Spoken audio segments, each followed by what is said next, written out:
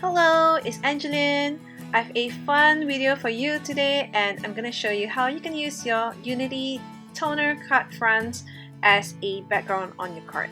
So I'm starting out with this stamp set by Unity, which is the kit of the month January 2020, called the You Are Enough New Beginnings, and I've already stamped the sofa and also the photo frame and the sentiment to a white cardstock. So I'm just using some Copic markers here to color the entire thing in, and there's no crazy coloring here, just doing some simple coloring because I want the toner card front to be the center of attention here.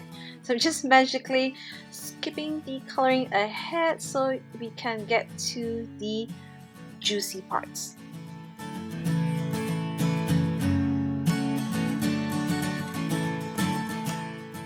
So for the foiling, I'm grabbing some amber watercolor thermal web foil and also the Circles Authentic toner card front here, and just grabbing a piece to cover that entire piece up. Remember to place it pretty side up and going through your mini ink machine or any laminators that you have.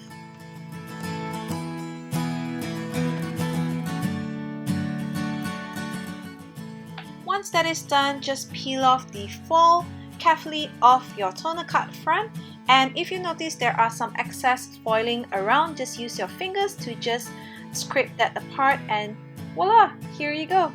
It all looks really pretty now, and it's time to assemble my card.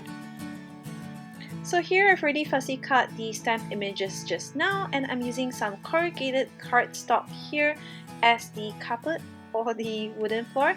I'm using some Ultra Bond thermal web adhesive here to adhere everything down onto my card.